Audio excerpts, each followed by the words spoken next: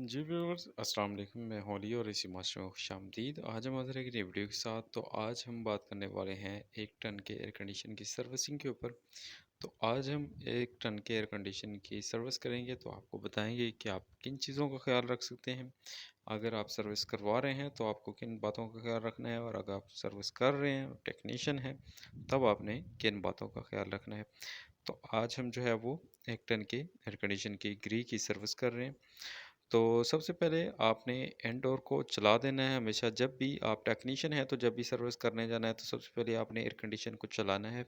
उसकी मुकम्मल टेस्टिंग करनी है कि आया कि हमारे पास जो गैस प्रेशर है उसके अंदर वो पूरा है, हमारे एयर कंडीशन जो है वो सही कंडीशन में ऑपरेट हो रहा है। अगर गैस कम है एयर कंडीशन के अंदर तो आप इस बात का इन्फॉर्म जो है वो पहले ही कस्टमर को कर दें कि आपके एयर कंडीशन के अंदर गैस जो है रेफ्रिजरेंट कम है या पूरी है, या आपका इस एयर कंडीशन जो है वो ठीक चल रहा है या नहीं। तो उसके बाद आपने करना क्या है कि आपने जो है एसी ऑन करने के बाद 10-15 मिनट के बाद आपने जो है वो उसके गैस को स्टोर करना है। तो एसी को प्रॉपर चल लेने दीजिए। तो ये हमारे पास डिस्चार्ज लाइन है और ये नीचे जो है वो सक्शन लाइन है। तो डिस्चार्ज लाइन के हमने डेड कैप्स खोल लेने हैं ऊपर से। तो गैस को स्टोर करना है ताकि पूरे एसी के अंदर जितनी भी गैस है वो आपके आउटडोर के अंदर जो है वो महफूज हो जाए। तो उसको महफूज करने के लिए आपको डेड कैप ये जो एल की होती है ये मुकम्मल खोलने पड़ेंगे, क्योंकि यही से जो है वो गैस के डिस्चार्ज और सक्शन वाल्व जो लगे होते हैं उनको बंद किया जाता है। तो अभी आपने गेज लगा लेनी है इसके साथ, ताकि आपको पता चल सके कि हमारी जो रेफ्रिजरेंट है गैस है वो मुकम्मल तौर पे आउटडोर के अंदर स्टोर हुई है या नहीं, और उसका प्रेशर जो है वो कितना है। तो अभी हमने सक्शन के साथ जो गेज को अटैच कर लिया, ये आप देख सकते हैं। अभी टेम्परेचर तकरीबन 30 है, तो यहाँ पे प्रेशर जो है वो R410 का आपको 110 शो हो रहा है। तो ये हम जो है वो मैं आपको दिखा देता हूँ। तो ये हमारे पास R410 का ग्री का यूनिट है। ये नॉन इन्वर्टर है लेकिन R410 इसके अंदर चार्ज है।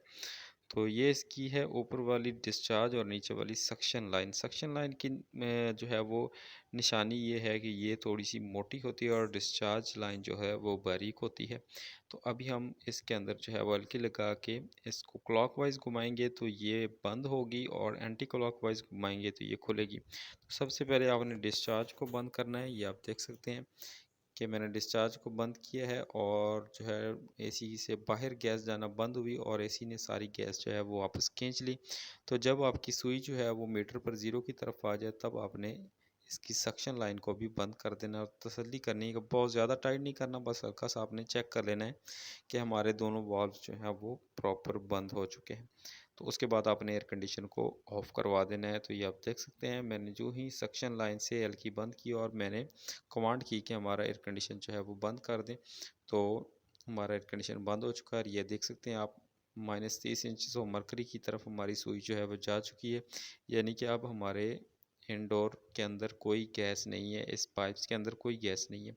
तो अभी हमने इसके कनेक्शंस खोलने हैं। बाज़ू का 3 तारें होती हैं और बाज़ू का 2 तारें होती हैं। तो नंबर वाइज़ आपने जो है वो इस चीज़ का ध्यान रखना है कि जो तार आपने जहाँ से खोली है उसको वहीं पे आपने लगाना है, नहीं तो आपको पूरी वायरिंग की सर्च करनी पड़ेगी कि यहाँ कहाँ जा रही है। तो ऊपर डिटेल लिखी होती है नंबर वाइज़ भी, और जो है वो मेंशन भी किया होता है। वायर्स के ऊपर टैग भी लगे होते हैं, तो आपने ये प्रॉपर जो है वो इस बात का ख्याल रखना है। तो ये हमने जो है वो पावर की केबल खोल रही है। अभी हम इसकी सिग्नल की केबल खोलेंगे। तो ये सिग्नल जो है हमारे इनडोर की पीसीबी की तरफ जाता है। तो इसको भी हम जो है वो ओपन कर लेते हैं। इसके ऊपर प्लग लगा हुआ है तो प्लग को हम अनप्लग कर लेंगे यहाँ से।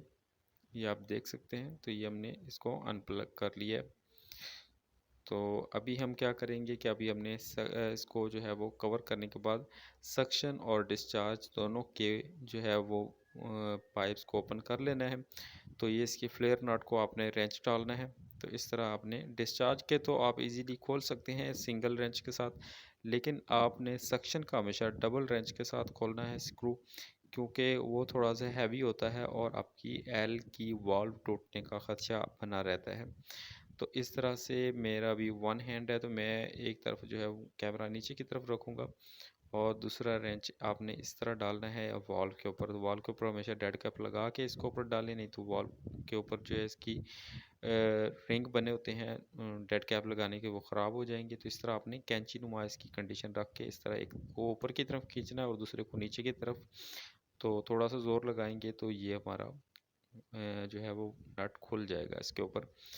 इसको फ्लेयर नट बोलते हैं। तो ये आप देखें मैंने सक्शन और डिस्चार्ज के किस तरह पाइप अलग की हैं। तो इस तरह से आपने इसके पाइप जो अलग कर देना है। तो एक बात का ध्यान यहाँ पे रखना है कि आपने हमेशा याद रखना है कि जब भी आपने वॉल्व खोलने हैं तो आपने फ़ौरन जो है वो इसके ऊपर टेप करनी है, चाहे पीवीसी करें या कोई भी इसको किसी तरह भी कवर करें, ताकि इसके अंदर कोई किसी किस्म का कचरा या कीड़े मकोड़े न चले जाएं, नहीं तो वो कैपिलरी जो है वो चोक कर देंगे और आपका एयर कंडीशन काम करना छोड़ देगा। तो यहाँ से जो इनलेट की तरफ जा रहे हैं हमारे इनडोर के अंदर पाइप, तो उनको भी हम खोल लेते हैं। तो इसको हम ओपन कर लेते हैं। तो ये देखें यहाँ पे हमारे फ्लेयर नट लगे हुए हैं जो इंटरनली जा रहे हैं, तो हम इनको भी ओपन कर लेते हैं। तो अभी हम इसको खोल लेते हैं। तो उनको खोल लिया है। तो अभी हम आगे हैं हमारे इंडोर की तरफ। तो यहाँ से हमने कनेक्शन बॉक्स का कवर खोल लेना है। तो कनेक्शन बॉक्स के ऊपर एक स्क्रू लगा होता है, उसको आपने ओपन करना है। नीचे जो हमारे आउटडोर से आने वाली दो तारें हैं सप्लाई की और सिग्नल की, हमेशा वो नीचे की तरफ लगी होती है प्लग। तो यहाँ से हमने इसकी पावर की जो है वो नट्स वो बोल्ट्स ओपन कर लेने हैं। तो ये आप देख सकते हैं। तो अभी हम इसको जो है वो थोड़ा सा ऊपर उठा के इसके नीचे पाइपिंग की हुई है, तो उसको हम अलग करेंगे। तो ये इसका ड्रेन लाइन है नीचे की तरफ, इसके ऊपर हमने टेप लगा के बाहर एक्सटेंशन पाइप लगाया हुआ था, ताकि ये पाइप जो है वो छोटा है। तो इसलिए हमने इसके अंदर पानी होता है, अपने ध्यान से खोलना है, क्योंकि बाज़ औक़ात जो है मुकम्मल पानी नहीं निकलता तो रुक जाता है। तो अभी सक्शन और डिस्चार्ज के पाइप इसके नीचे जॉइंट हुए हैं, तो ये हम इसको खोलेंगे। एसी को लगाया किस तरह जाता है ये हम वीडियो अपलोड कर चुके हैं, लिंक मैं डिस्क्रिप्शन में दे दूँगा या चैनल से आप सर्च कर सकते हैं। तो यहाँ से मैं इसके डिस्चार्ज के पाइप जो है वो सेक्शन के खोल लूँगा। तो सबसे पहले आपने डिस्चार्ज का खोलना है, ठीक है, उसके बाद जो है वो आपने सक्शन का खोलना है। तो डिस्चार्ज का पाइप आप साइड पे कर सकते हैं, लेकिन सक्शन का पाइप जो है वो आप साइड पे नहीं कर सकते। इसलिए सबसे पहले आपने डिस्चार्ज का पाइप, क्योंकि बारीक होता है 1/4 का होता है, तो इसलिए आप इसको ईज़िली खोल के आगे पीछे मूव कर सकते हैं। तो हमने इसको भी इसी तरह खोलना है कि एक नट को जो है वो हमने रेंच डाल के रखना है, एडजस्टेबल स्क्रू रेंच, तो दूसरी तरफ से हमने इसको घुमाना है। तो ये आप देखें हमारा नट खुल चुका है। अभी हम इसको थोड़ा सा साइड पे करके इसका सेक्शन का मोटे वाला पाइप जो है वो खोलेंगे। तो ये देखिए मैंने किस तरह इसका जो है कैंची टाइप बनाया है इनको। इस तरह जो है ज़ोर कम लगता है और आपको खोलने में आसानी होती है। तो हम इसको जो है वो खोल लेते हैं। तो ये देखिए मैंने इसको खोल लिया है। तो यहाँ से मैं इसे उतार लूँगा। तो ये नीचे की तरफ एक शॉपर का पीस जो है वो जुड़ गया था, तो मैं इसे तोड़ रहा हूँ। तो मैंने इसको उतार लिया है। तो अभी हम इसको सर्विस पॉइंट पे लेके आ चुके हैं। ये आप देख सकते हैं इनडोर और आउटडोर हमारे पास दो थे, एक पे मैं वीडियो बना रहा था। तो ये आप देखें हमने इसको मुकम्मली जो है वो खोल लेना है, सारा कवर इसका उतार लेना है। इसके स्क्रू जहाँ से आपने उतारे हैं बस यही याद रखना है कि आपने वहाँ वहाँ इसका स्क्रू जो है वो लगा देना है। तो कोशिश करनी है कि मिसिंग ना हो। कोई अगर स्क्रू अगर मिसिंग हो भी जाता है तो उसका ज़्यादा मसला नहीं है, आप जब को पता चले तो आप फ़ौरन लगा दें। तो अभी हम इसकी सर्विस करेंगे। काफ़ी ज़्यादा डस्ट है इसके अंदर। तो इसके कंप्रेसर के ऊपर ये देखें एक कवर चढ़ाया होता है, इसलिए चढ़ाया होता है कि जब आपकी रिटर्न आती है चिल जो है वो उसके अंदर वेपर्स ज़्यादा होते हैं कंप्रेसर के, तो आप कंप्रेसर को जंग ना लगे, तो या फिर आपके जो है वो मौसमी एहसास है आपका कंप्रेसर जो है वो महफूज रहे, ज़्यादा टम्परेचर की हालत में भी ये महफूज रहे, तो इसलिए इसको कवर चढ़ाया होता है। तो अभी हम इसको जो है वो डिटेल के साथ जो है वॉश करेंगे। तो ये आप देख सकते हैं काफ़ी ज़्यादा डस्ट है इसके अंदर।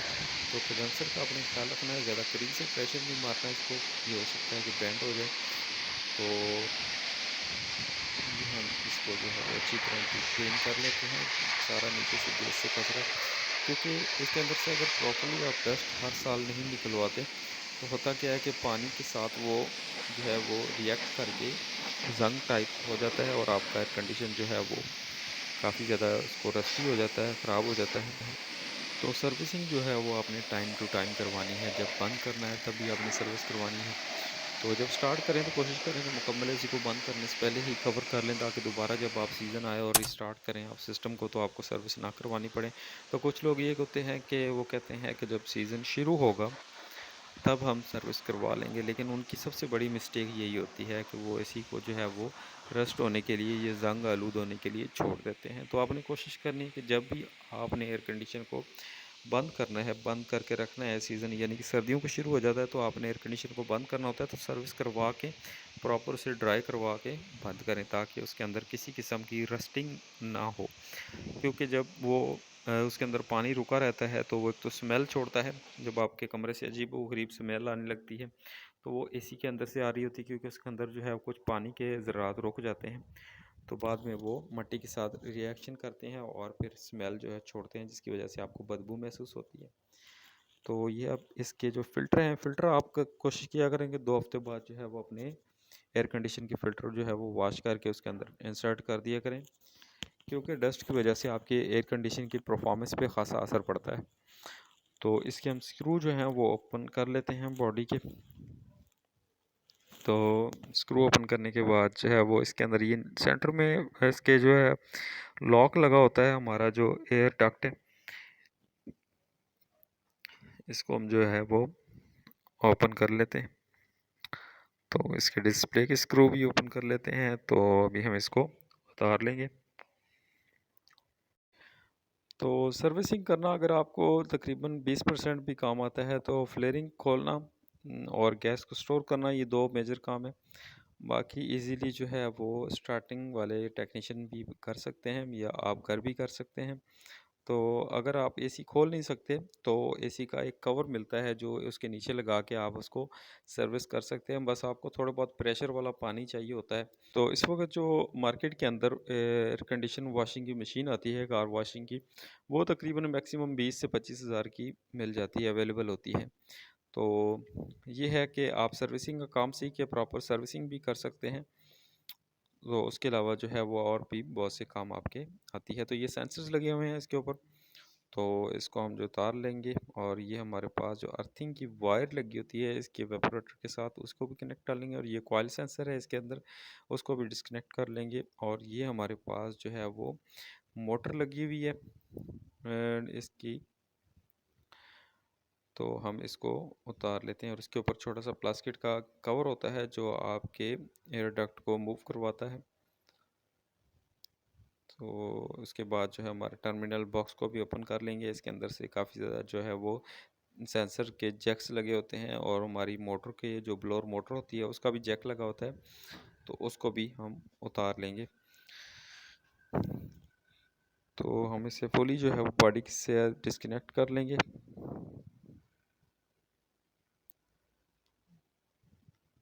तो ये अपने थोड़ा सा एहतियात से करना है। तो इसके ग्रिप जो है वो आपने देख के तो उसको डिस्कनेक्ट कर दें। तो पाकिस्तान के अंदर क्योंकि काफ़ी ज़्यादा डस्ट है, इन्वायरमेंटल फैक्टर्स भी हैं, तो सर्विसिंग का काम जो है वो काफ़ी अरूज पर है। ख़ास तौर पे एचवीएसी फील्ड के अंदर, चाहे वो छोटे यूनिट हों, डोमेस्टिक हों या कमर्शियल हों, तो किसी भी लेवल पर जो है वो सर्विसिंग का काम जो है वो काफ़ी ज़्यादा है। तो सर्विसिंग के लिए जो है वो वाटर गन जो होती है उसको जो है वो इस्तेमाल किया जाता है तकरीबन हर जगह पे। तो आप जो है वो सर्विसिंग का काम सीख के जो है वो अच्छा खासा कमा सकते हैं। और इस वक्त जो रेट चल रहा है सर्विसिंग का वो तकरीबन 3,000 से 3500 रुपये है, अगर आप जो है वो एक अच्छी सर्विस कर सकते हैं तो सबसे पहले जो मेन टॉप बात यही होती है कि आप जो है वो प्रॉपर जो है सर्विसिंग करें, प्रॉपर काम करें, और सारा कुछ जो है वो कस्टमर को दिखाएं, ताकि उसको जो है वो सेटिस्फेक्शन हो कि हमारा जो है वो एयर कंडीशन प्रॉपर क्लीन है। तो ये हमने इसके ऊपर सर्फ़ डाल दी, और सर्फ़ डाल के आपने सर्फ़ डालने के साथ साथ इसके साथ जो है वो क्लीनर भी मिलते हैं इसके, लेकिन हमारे पास जो है वो सर्फ़ था, हमने थोड़ा सा उसको लाइट बनाया हुआ है। तो आपने सर्फ़ डाल के उसको तकरीबन 10-15 मिनट के लिए छोड़ देना है, ताकि जितना भी इसके अंदर कचरा है वो सारा जो है वो सर्फ़ के साथ, कॉस्टिक के साथ जो है वो थोड़ा सा नरम हो जाए, और फिर इसको जब वॉश करें तो हमारी जो इसकी एयर कंडीशन की फिन्स हैं वो तकरीबन क्लियर हो जाए। तो जब तक हमारा सर्फ काम करेगा, हम बाकी सारे पार्ट्स के ऊपर जो है वो अच्छी तरह कपड़ा लगा के, सर्फ लगा के, ताकि सारे पार्ट्स जो हैं वो अच्छी तरह क्लियर हो जाएं। तो ये आप देख सकते हैं कि यहाँ पे हमारा एवापोरेटर क्लीन हो रहा है। तो इसके जो ब्लोअर को वॉश करने का तरीका है, उसको जो है वो थोड़ी देर पानी के अंदर डिप कर दें, या उसके ऊपर जो है वो पानी फेंकते रहें थोड़ा सा सर्फ मिक्स करके। तो वो कुछ ही देर बाद जो है वो उसके जो ऊपर मिट्टी जमी होती है वो सॉफ्ट हो जाती है, और बड़ा इजीली जो है वो आपका ब्लोअर जो है वो क्लियर हो जाता है। नॉर्मली जो है ब्लोअर काफ़ी ज़्यादा डस्टी होते हैं, तो वो जल्दी साफ़ नहीं होते। तो ये आप देख सकते हैं कि हमारा इस वक्त जो है वो एयर कंडीशन प्रॉपर क्लीन हो चुका है। मैं आपको जो है वो इसका ब्लोअर भी दिखाऊंगा कि किस तरह से जो हमारा एयर कंडीशन जो है वो आप क्लियरली वॉश कर सकते हैं। तो हमने इसका कवर भी वॉश कर दिया है। तो कोशिश करें कि ज़्यादा जो खुले सर्फ मिलते हैं वो आप इस्तेमाल ना करें। जो पैकेट में होते हैं बंद सर्फ, ब्राइट या एक्सेल वगैरह, वो आप इस्तेमाल कर सकते हैं, क्योंकि उनके अंदर जो कास्टिक की मिकदार होती है वो कम होती है, क्योंकि कास्टिक जो है वो इसकी बॉडी की शाइन को ख़त्म कर देता है। तो और इसके साथ साथ जो एवेपोरेटर होता है उसको भी डैमेज करता है। तो क्योंकि कास्टिक होता है और सिल्वर की बारीक जो स्ट्रिप्स होती हैं उनको जो है वो नुकसान देता है, तो इसलिए आप खुला सर्फ इस्तेमाल ना करें सर्विसिंग के लिए। तो ये आप देख सकते हैं कि हमारा जो है वो एवापोरेटर बिल्कुल क्लीन हो चुका है। तो काफ़ी ज़्यादा डस्टी था, और मैं नीचे ब्लोअर भी आपको दिखा सकता हूँ। तो ये आप देख सकते हैं कि बिल्कुल जो है वो अच्छी खासी साफ़ कंडीशन में इस टाइम हो चुका है। तो अभी हम जो है वो इसको फिर दोबारा जो है वो फिटिंग करेंगे इसकी। तो सबसे पहले आपने इसको, अगर आपके पास ब्लोअर है तो ब्लोअर लगा लें आप पूरे सिस्टम को, नहीं तो धूप पे सूखने के लिए छोड़ दें जब तक आपका जो है पूरा सिस्टम धूप पे अच्छी तरह खुश्क ना हो। उसको फिट ना करें, बंद ना करें, क्योंकि नट बोल्ट्स के अंदर पानी रह जाता है और फिर वो अंदर से रस्टिंग हो जाते हैं। तो हमने तकरीबन इसको 1 घंटा जो है वो धूप पे छोड़ दिया था। अभी हम जो है वो इसके अंदर सबसे पहले पीसीबी भी लगाएंगे। तो पीसीबी के सारे वो जैक्स वगैरह जो हैं हमारे, उसके बाद सेंसर वगैरह अपनी अपनी लोकेशन पे हम इसको एडजस्ट कर देंगे, फिट कर देंगे। तो ये आप देख सकते हैं कि ये हमारे पास जो है वो ब्लोअर मोटर का स्पीड जैक है। तो इसके अंदर से स्पीड सिलेक्शन होती है, और ये उसका मेन पावर का है। ठीक है। उसके बाद हमारे पास ये हमारी स्टेपर मोटर की है। तो हम इसको भी लगा देते हैं, जो हमारे एयर के फ्लो को कंट्रोल करती है। उसके बाद हमारे पास अर्थिंग और सेंसर्स वगैरह लगे हुए हैं। ठीक है, ये हमारा कॉइल सेंसर था, और ये हमारा स्मोक डिटेक्टर वगैरह है। तो इसको हम जो है वो एडजस्ट कर देते हैं। तो इसके अंदर जो फ़िल्टर्स लगे होते हैं उनके अंदर जो है वो रेड और ब्लैक कलर के भी फ़िल्टर होते हैं, छोटे छोटे लगे हुए।